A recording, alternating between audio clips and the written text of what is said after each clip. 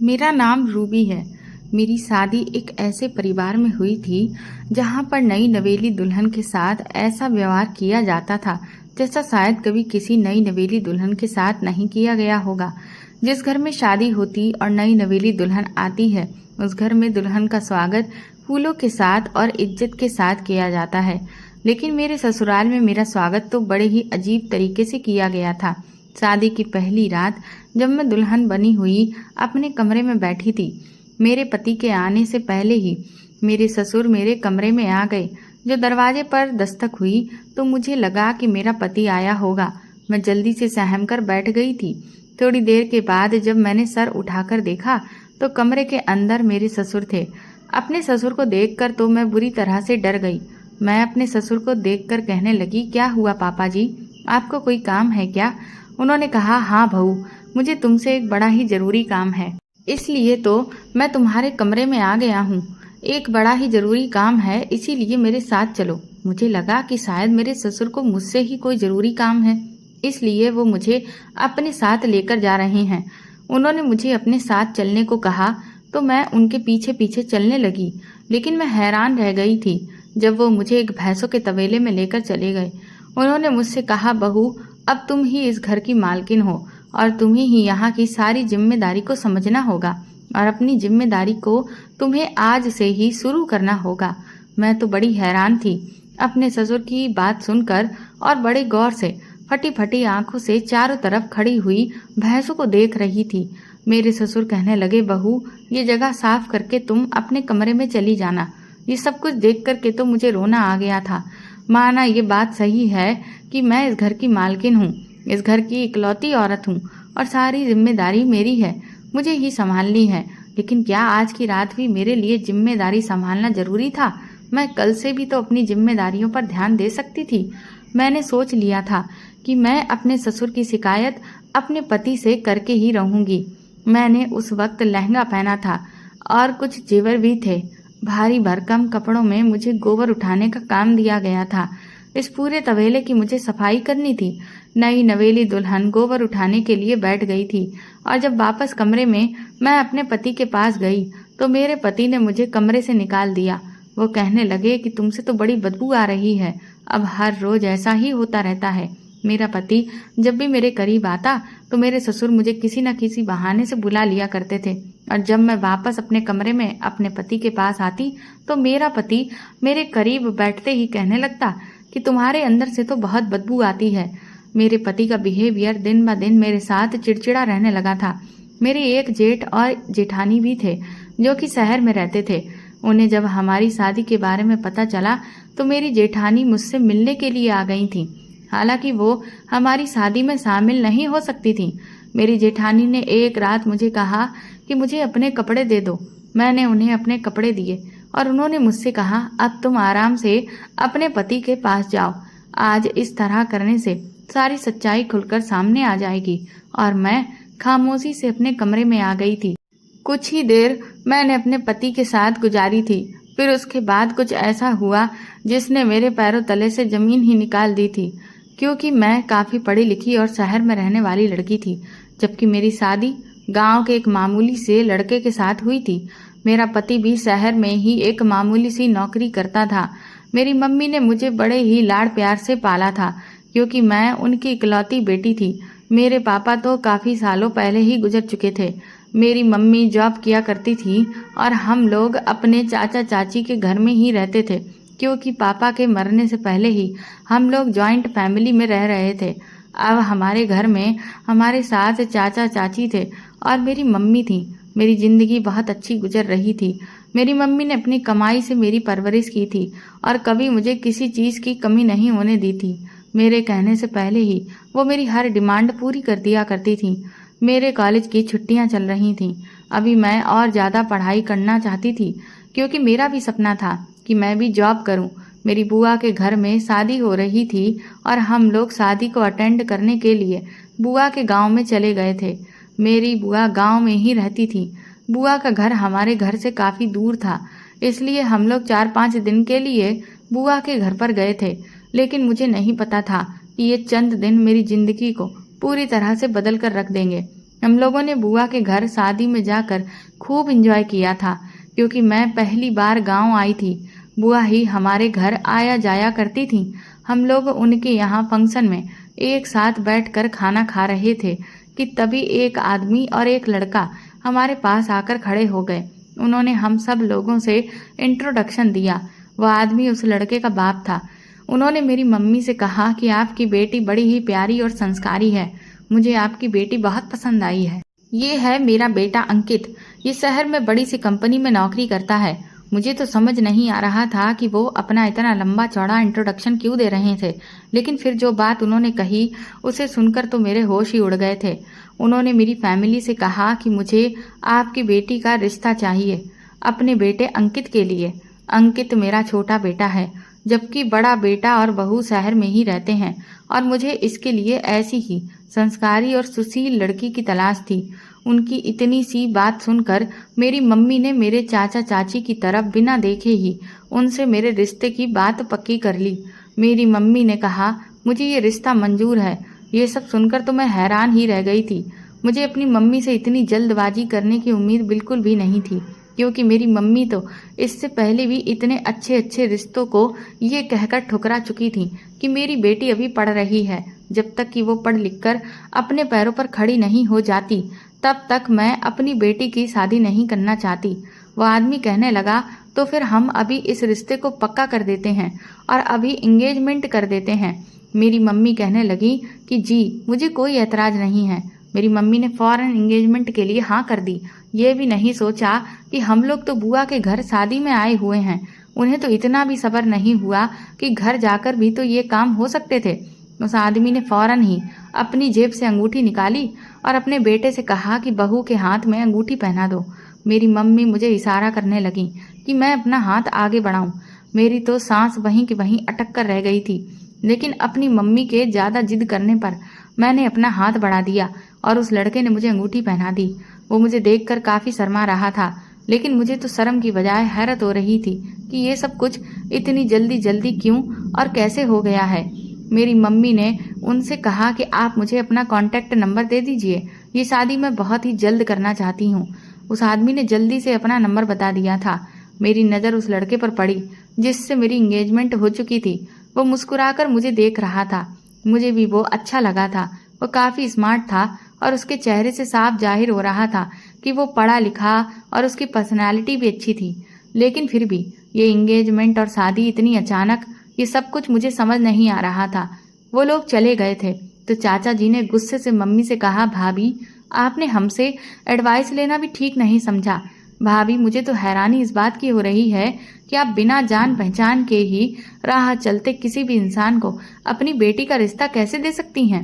आपने उन लोगों के बारे में कोई इंक्वायरी भी नहीं निकाली, और हम लोग तो इन लोगों को जानते भी नहीं हैं।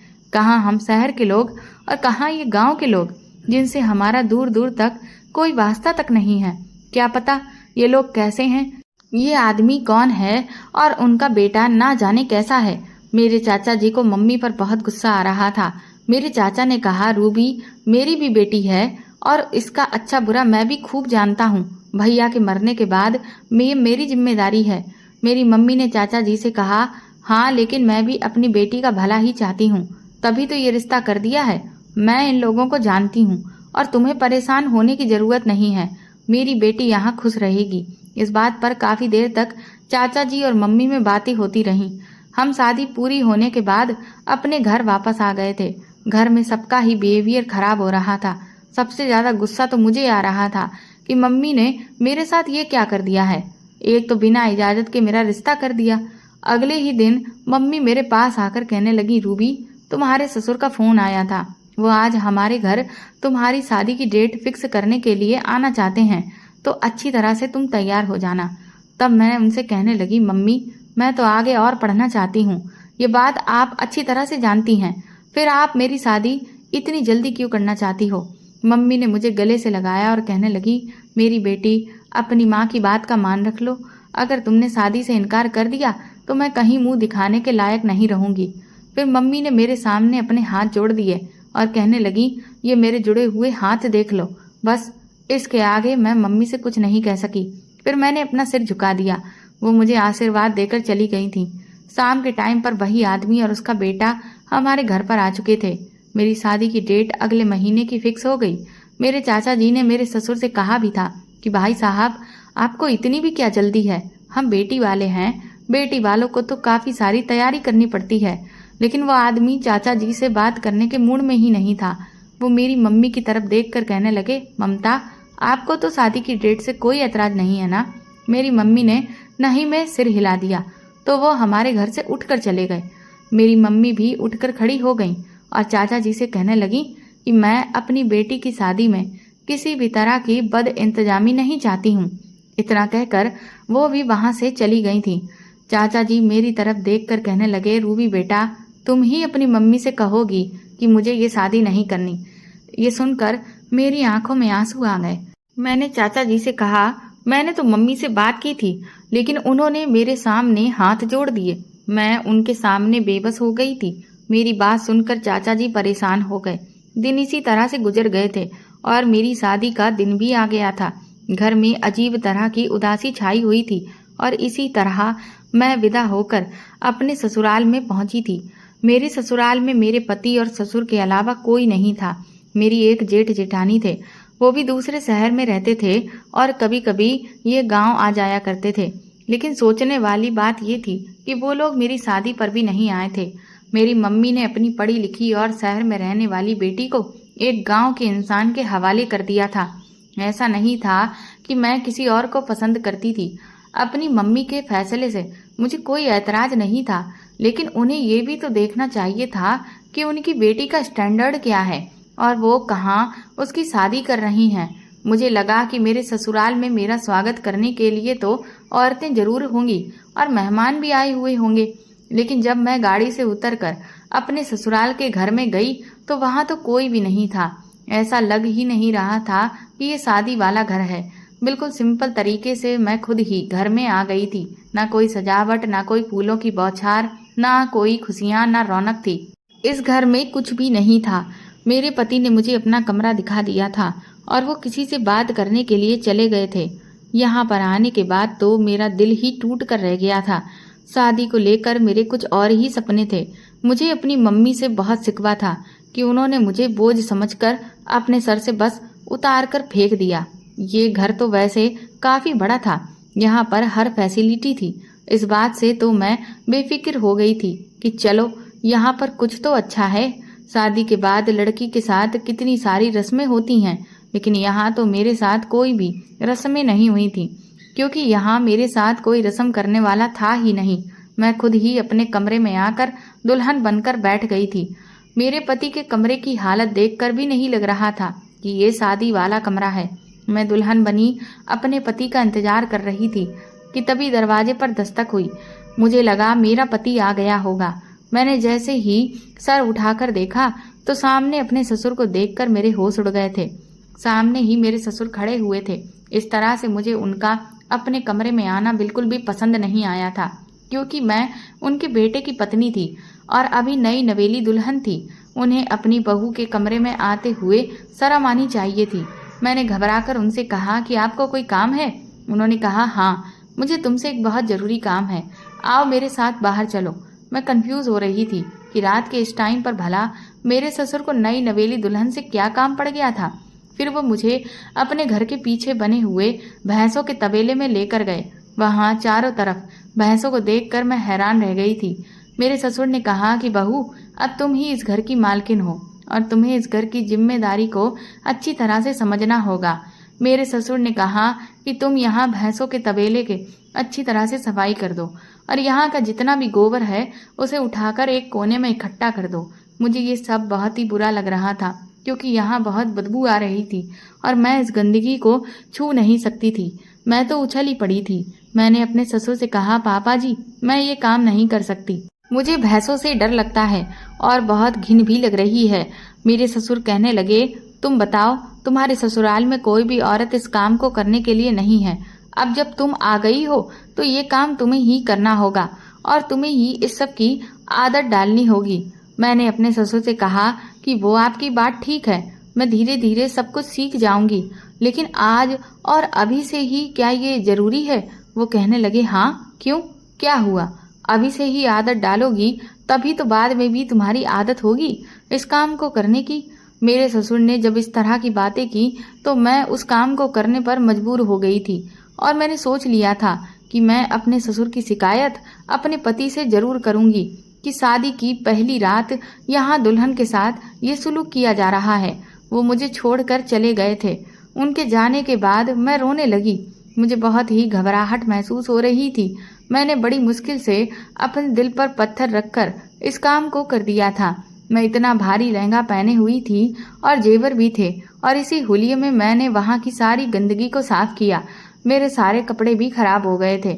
मेरा हुलिया भी बेकार हो चुका था। इसी हालत में काम से निपटने के बाद मैं अपने कमरे में चली गई तो मेरा पति उठकर बैठ गया और कहने लगा, तुम्हारे पास तो बहुत तेज बदबू आ रही है। मैंने कहा, हाँ, गोबर की बदबू आ रही है। और मेरे पति ने कहा, ये तुमने क्या हालत बनाई हुई है। उन्होंने मुझे अजीब सी नज़रों से देखा और कहने लगे, जाओ, निकल जाओ मेरे कमरे से, मुझे इस बदबू की आदत नहीं है। तुम किस तरह की गंदी हो। अपनी शादी की पहली रात कोई दुल्हन ऐसा हाल बनाकर अपने पति के सामने नहीं आती जिस तरह से तुम मेरे सामने आ गई हो। अपने पति की डांट सुनकर मैं कमरे से बाहर निकलकर आंगन में बैठ गई थी और अपनी किस्मत पर खूब रोने लगी थी। शादी की पहली रात ही मेरी यहाँ पर खूब बेइज्जती हुई थी और दिल ही दिल में मैं अपनी मम्मी से ये शिकायत कर रही थी कि उन्होंने मेरे साथ अच्छा नहीं किया। इसी तरह रोते रोते मैं जमीन पर लेटकर सो गई थी। लगभग आधी रात का टाइम होगा जब अचानक मेरी आंख खुली तो मैंने देखा कि मेरे ससुर मेरे सामने खड़े हुए थे। मैं घबराकर उठकर बैठ गई। उन्होंने मुझे देखकर कहा कि बहू, तुम यहाँ कमरे से बाहर क्या कर रही हो। मैंने कहा, अंकित कह रहे थे कि तुम्हारे अंदर से बहुत बदबू आ रही है, इसलिए कमरे से बाहर निकल जाओ। मेरे ससुर का चेहरा अफसोस में बदल गया था। उन्होंने कहा कि मुझे अपने बेटे से इस चीज की उम्मीद बिल्कुल भी नहीं थी। अंकित खुद भी तो गोबर उठाता है, फिर उसने तुम्हारे साथ ये सब क्यों किया। तुम जानती हो कि वो पहले ही इस शादी के खिलाफ था। वो कह रहा था कि मुझे शहर की लड़की से शादी ही नहीं करनी है। इसीलिए मैंने शादी की पहली रात तुमसे तबेले की सारी सफाई करवाई ताकि तुम अगर उसके बदले का काम कर दोगी तो उसका दिल तुम्हारे लिए नरम हो जाएगा। तुम बेफिक्र रहो, मैं उसे समझाऊंगा। मेरा तुमसे वादा है, मैं तुम्हारे पति को समझा दूंगा, फिर वो तुम्हारे साथ अच्छा बिहेव करेगा। लेकिन इस सब के लिए तुम्हें मेरा कहना मानना होगा। मैंने अपने ससुर की बात पर सिर हिला दिया तो उन्होंने मेरे सर पर हाथ रखा और कहा कि जाओ, नहा धोकर तैयार हो जाओ, दिन निकलने वाला है। लेकिन सुबह जब अंकित तुम्हारे करीब आने की कोशिश करे तो उसे अपने करीब बिल्कुल भी मत आने देना। अगर वो तुमसे बात करने की कोशिश करे तो उससे नाराज होने की एक्टिंग करना और उससे गुस्सा दिखाना, तब उसे तुम्हारी कदर होगी। मैंने अपने ससुर के कहने के मुताबिक ऐसा ही किया। मैं नहा धोकर तैयार हो गई थी। सुबह के समय तैयार होकर किचन में जाकर मैंने अपने पति और ससुर के लिए नाश्ता बनाया। जब मेरे पति उठ गए तो टेबल पर उनके लिए नाश्ता रख दिया और खुद अपने पति को इग्नोर करने लगी थी। मेरा पति मुझे देखकर मुस्कुराने लगा। वो मेरे पास आने लगा तो फिर मैं उसके करीब से हट गई और कमरे से बाहर निकल गई। थोड़ी देर गुजरी थी कि मेरा पति भी मेरे पीछे पीछे ही आ गया। वो कहने लगा कि रूबी, क्या बात है, तुम मुझसे इस तरह भाग क्यों रही हो, जैसे मैं तुम्हारा कोई गैर हूँ। मैं तंग आकर कहने लगी, आपने ही तो मुझे कल रात अपने कमरे से निकाल दिया था। इससे पहले मेरे पति कुछ कहता मैं उनके पास से हटकर वापस आ गई थी और किचन में जाकर काम में बिजी हो गई। मेरे पति भी घर से बाहर निकल गए। उसके बाद मैंने अपने ससुर को सब कुछ बता दिया। वो मुस्कुराकर कहने लगे, देखो, मेरी बात मानने का फायदा, वो खुद ही बार बार तुम्हारे पीछे आएगा। अगर तुम इस तरह ही मेरी बात मानती रहोगी तो तुम्हारे पति के दिल में हमेशा तुम्हारी इज्जत रहेगी। मैं खुश हो गई थी और कहने लगी, मैंने आज तक आप जैसे ससुर को नहीं देखा है। वो मुस्कुराने लगे और कहने लगे, तुम मुझे अपना ससुर मत समझना, तुम मुझे अपने पिता समान ही समझना। मैं औरों के ससुर के जैसा नहीं हूँ जो चाहते हैं कि उनके बेटे उनके कहने में ही रहें। मैं तो चाहता हूँ कि मेरा बेटा अपनी पत्नी के साथ इतना खुश रहे ताकि सारे गांव में मिसाल कायम हो जाए कि लोग मेरी तारीफें करें। इस आदमी ने अपने बेटे की इतनी अच्छी परवरिश की है कि उसने अपनी पत्नी को अपने घर में बहुत सुख चैन से रखा हुआ है। मैं अपने ससुर की बातें सुनकर हैरान रह गई थी। जैसे ही रात हुई फिर से मेरे ससुर ने मुझे तबेला साफ करने के लिए कहा। अब मैं उनको इनकार भी नहीं कर सकती थी, क्योंकि वो मुझे इतना महत्व जो दे रहे थे। ऐसे में मैं उनकी बात नहीं मानकर उनके खिलाफ नहीं जाना चाहती थी। मैं अभी भी दूसरे दिन की नई नवेली दुल्हन थी और अपने भारी भरकम कपड़ों में तबेले की सफाई करने के लिए निकल गई थी। मेरी आंखों में फिर से आंसू आ गए थे, क्योंकि ये काम मैंने कभी नहीं किया था और ये काम करना मुझे बिल्कुल भी पसंद नहीं था। फिलहाल मजबूरी की वजह से मैं ये काम करके अपने ससुर के कमरे में चली गई थी। तो वो कहने लगे, बहू, अब तक तुम्हारे पति को खूब सबक मिल गया होगा। तुम ऐसा करो, अब अपने कमरे में चली जाओ, लेकिन अगर उसने कोई ऊंच नीच की तो मेरे कमरे के दरवाजे तुम्हारे लिए खुले हुए हैं। तुम मुझे आकर बता देना। मैं जल्दी से भागकर अपने कमरे में चली गई थी। अंकित कमरे में पहले से ही मौजूद थे। मेरा दिल चाहता था कि मैं अपने पति से खूब सारी बातें करूं। वो मेरी खूबसूरती की तारीफ करें, मेरी डिमांड पूरी करें, मेरी बातों को तसल्ली से सुना करें। मैं अभी यही सब कुछ सोच रही थी कि अचानक मैंने दरवाज़ा खोलकर अंदर गई। मेरा पति मुझे देखकर मुस्कुराने लगा और कहने लगा, रूबी, तुम्हें अपने पति का ख्याल आखिर आ ही गया कि अब अपने कमरे में चले जाना चाहिए। वो अभी मेरे करीब आकर बैठे ही थे कि एक झटके से ही उठकर खड़े हो गए और कहने लगे, रूबी, आज फिर तुम्हारे पास से बहुत बदबू आ रही है। तुम्हें पता नहीं है क्या, पति के पास जाने से पहले साफ सुथरा होना चाहिए और अच्छे से कपड़े पहन लेना चाहिए। देखो तुम्हारे कपड़े भी कितने गंदे हो रहे हैं। मैं चुपचाप बैठी रही थी तो मेरा पति कहने लगा, चलो जल्दी से उठो और यहाँ से जाओ। सारा दिन तुमने वहाँ गुजारा है, वहीं जाकर जाओ। मैं भी एक ही झटके से उठी और अपने ससुर के कमरे में चली गई।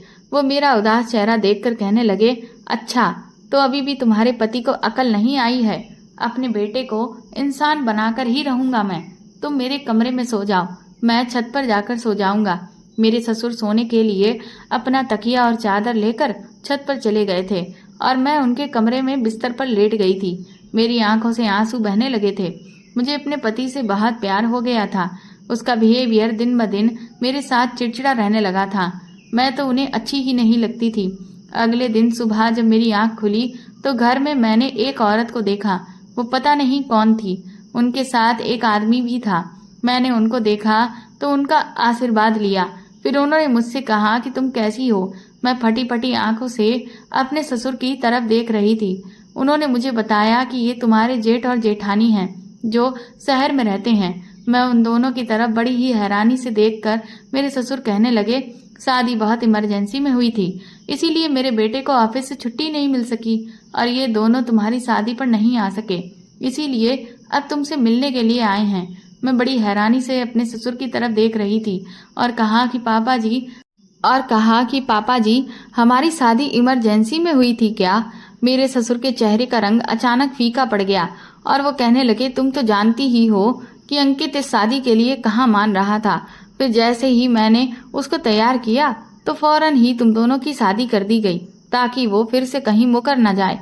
मैं कहने लगी, पापा जी आप अंकित की मर्जी को अहमियत दे देते तो शायद वो मुझे इस तरह से बिहेव ना करते। मेरे ससुर कहने लगे, देखना ये अंकित एक दिन तुम्हारा गुलाम बन जाएगा, सब कुछ ठीक हो जाएगा, बस तुम मेरे कहने के मुताबिक चलती रहना।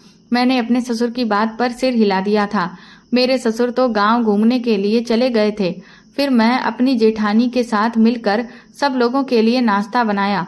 मेरा पति जब मुझसे बात करने की कोशिश करता तो मेरे ससुर कह देते थे कि अपने पति से प्यार से बात मत करना, और अगर मैं अपने पति को इग्नोर करती तो वो मुझे और ज़्यादा नाराज़ हो जाते। मेरी तो कुछ समझ नहीं आ रहा था कि मैं क्या करूं।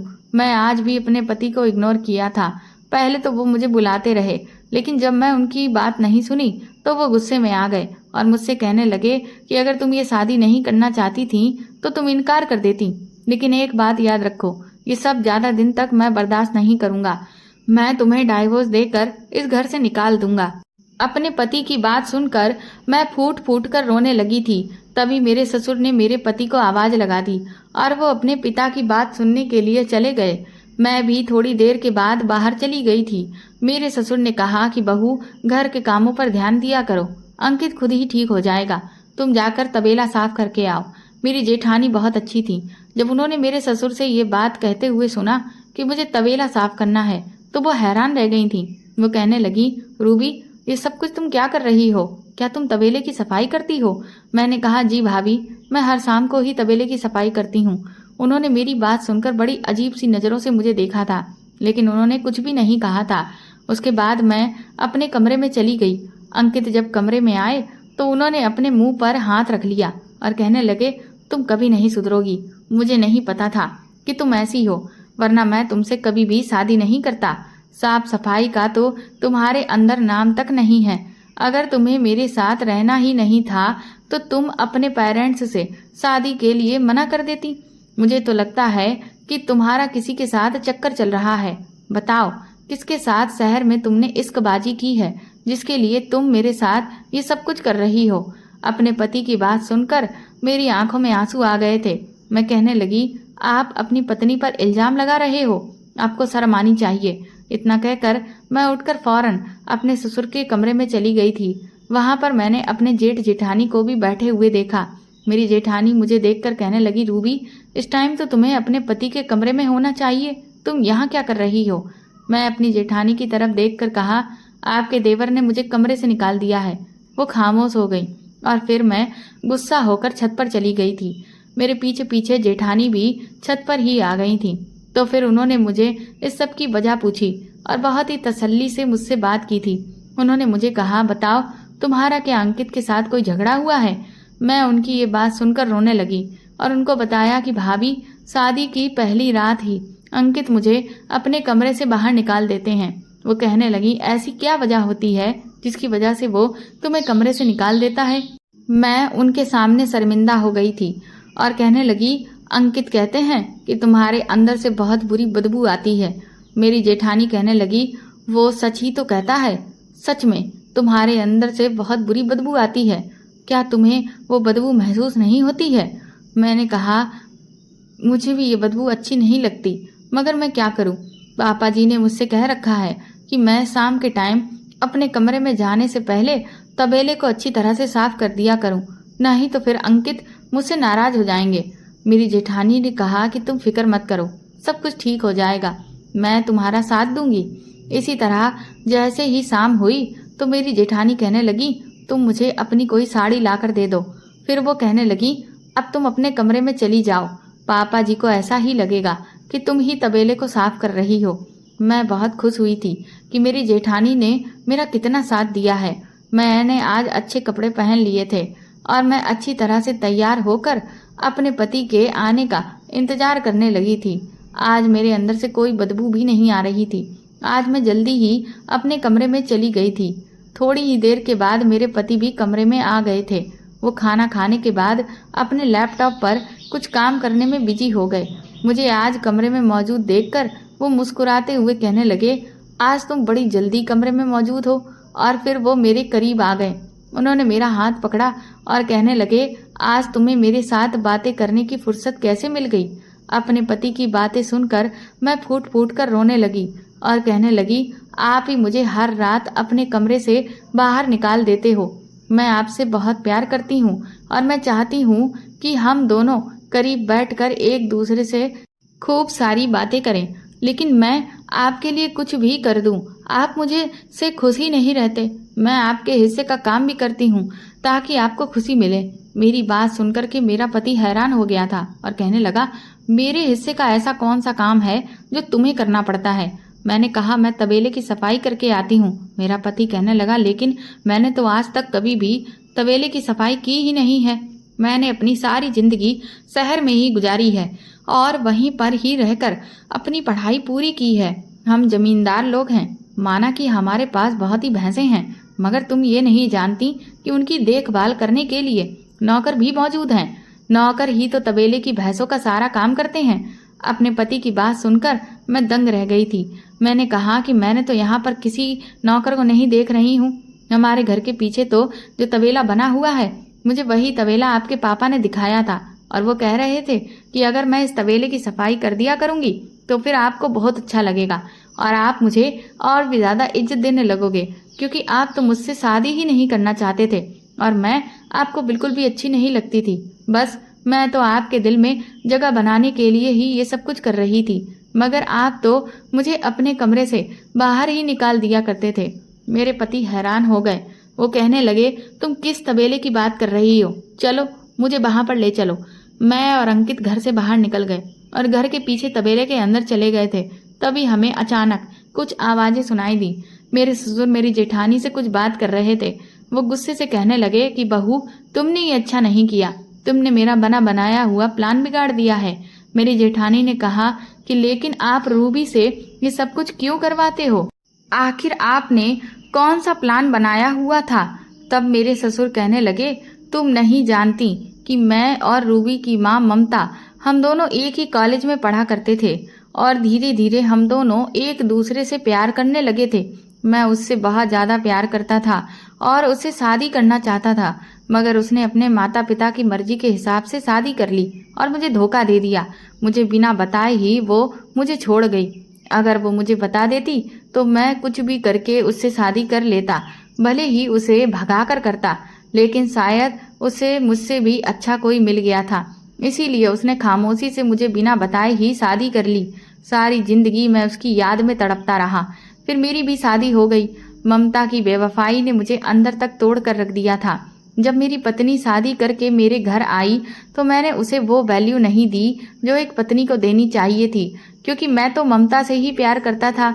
इसी गम में बेचारी मेरी पत्नी इस दुनिया को छोड़कर चली गई। लेकिन मेरी पत्नी के मरने से पहले ही ममता का पति उसकी बेटी के पैदा होने के 1 साल बाद ही मर गया था।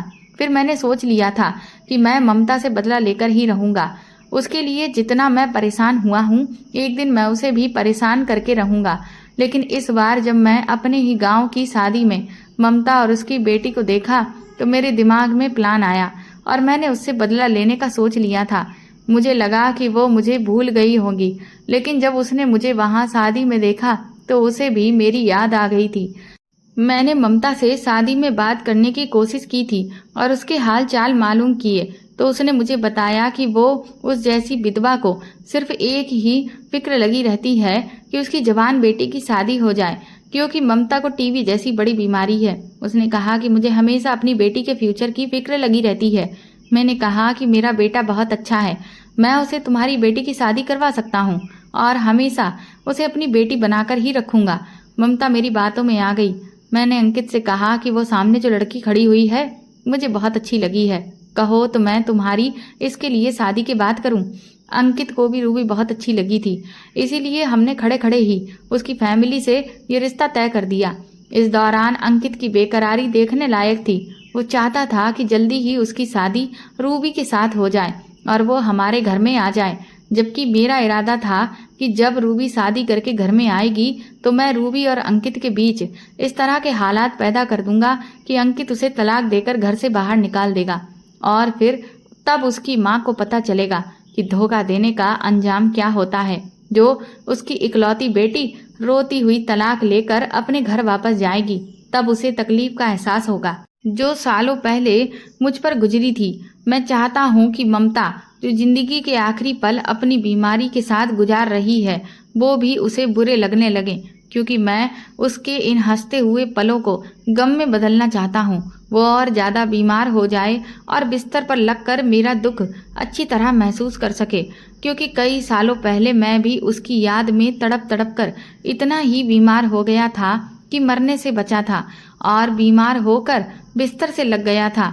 पर अंकित तो रूबी का दीवाना था, इसलिए मैंने रूबी को अंकित की नज़र में बुरा बनाने के लिए ये सब कुछ किया, क्योंकि मैं जानता हूँ कि अंकित को गंदी स्मेल से बहुत एलर्जी है और वो गंदी बदबू वाली जगह, गंदी चीज़ों की किसी स्मेल को बर्दाश्त नहीं करता। तभी तो मैंने रूबी को तबेला साफ करने का काम दिया और उसके आते ही सारे नौकरों को नौकरी से निकाल दिया था। और तो और अंकित के दिमाग में ये बात भी डाल दी कि रूबी किसी को पसंद करती थी, इसीलिए वो तुमसे दूर रहती है। मेरा पति और मैं ये सब कुछ खड़े हुए सुन रहे थे। मेरे पति अपने पापा के सामने जाकर खड़े होकर कहने लगे, पापा जी, आपने ये सब अच्छा नहीं किया। मेरे ससुर की हालत तो अपने बेटे को देखकर बहुत बुरी हो गई। मेरे पति ने अपने पिता से कहा कि मैं अभी और इसी वक्त इस घर को छोड़कर जा रहा हूँ, लेकिन मेरे ससुर दौड़कर अपने बेटे के पैरों में गिर गए और कहने लगे कि मुझे माफ कर दो बेटा, इस घर को छोड़कर मत जाओ, मैं अकेला रह जाऊंगा। मेरे पति ने कहा कि आपने ममता आंटी का बदला मेरी पत्नी से लेने की कोशिश की है और मुझे अपनी पत्नी से दूर करने की कोशिश की है। मैं अब आपके साथ नहीं रह सकता। आपने इतने सारे झूठ बोले हैं, आप आगे चलकर भी झूठ बोल सकते हो। आखिर आप खुद ही बताओ कि इसमें रूबी की क्या गलती है। मेरी जेठानी ने भी पापा जी को समझाया। मेरे ससुर ने अपनी गलती को एक्सेप्ट कर लिया और मुझसे भी माफ़ी मांगी, क्योंकि वो अपने बेटे से दूर नहीं रह सकते, तो वो सबसे ज़्यादा प्यार अपने छोटे बेटे से ही किया करते थे। मेरे ससुर को अपनी गलती का एहसास हो गया और उन्होंने मुझसे माफ़ी मांग ली।